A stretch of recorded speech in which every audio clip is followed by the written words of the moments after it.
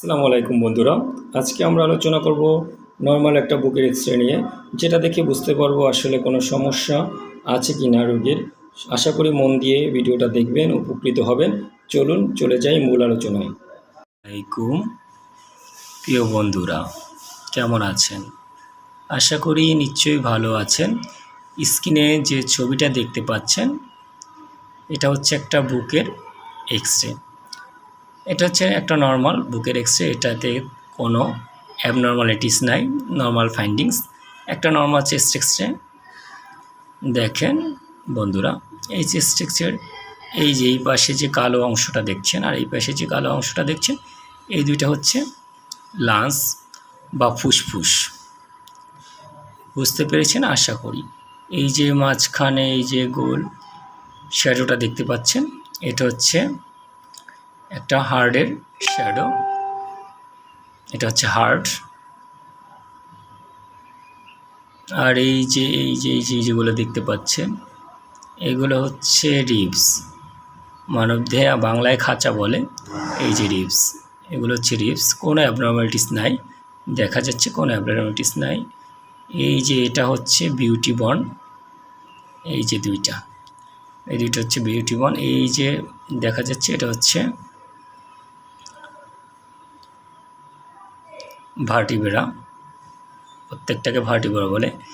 সম্পূর্ণটা হচ্ছে উপরের দিকেরটা হচ্ছে থোরাসিক স্পাইন দেখতে পাচ্ছেন। আর এই যে কালো অংশটা দেখতে পাচ্ছেন, এটা হচ্ছে স্টোমাকের ফান্ডাসে ঘ্যাস।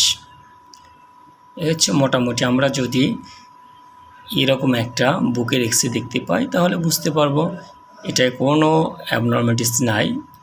কারণ হচ্ছে আমরা কোথাও কোনো রকম চেঞ্জেস বা কিছু দেখতে পাচ্ছি না। ধরেন যদি কোনো অ্যাবনর্মালিটিস থাকতো, কীভাবে বুঝতাম? ধরেন এই নিচের অংশে এইখানে হচ্ছে পানি জমতে পারে লাংয়ের। এইখানে যদি সাদা হয়ে যায়, অ্যাঙ্গেলগুলো না দেখা যায়, তাহলে আসলে সেটাকে আমরা প্লুরাল এফিউশন বলি। বা লাংসের যে কোনো জায়গায় যদি অন্যরকম কোনো কিছু দেখা যায়, আসলে এর চাইতে ব্যতিক্রম, সেটা হচ্ছে অ্যাবনর্মালিটিস।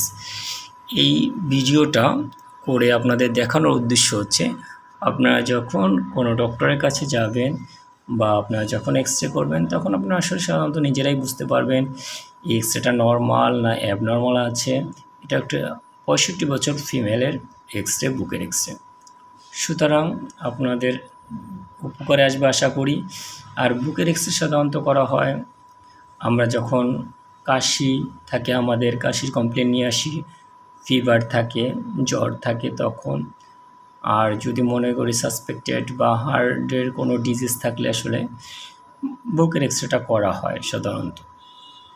তাছাড়াও যদি আমাদের কোনো সার্জারি হয়, সার্জারির পূর্বে অবশ্যই বুকের এক্স-রে করা হয়। বুকের এক্স-রে পাশাপাশি ইসিজি, যে কোনো সার্জারির জন্য এগুলো খুবই, ব্লাড গ্রুপিং, এগুলো খুবই গুরুত্বপূর্ণ বিষয়। ইসিজি এগুলো করা হয় সার্জারির পূর্বে, এগুলো করা হয়। অপারেশন, যে কোনো অপারেশনের পূর্বে আসলে বুকের এক্স-রে নেওয়া হয়।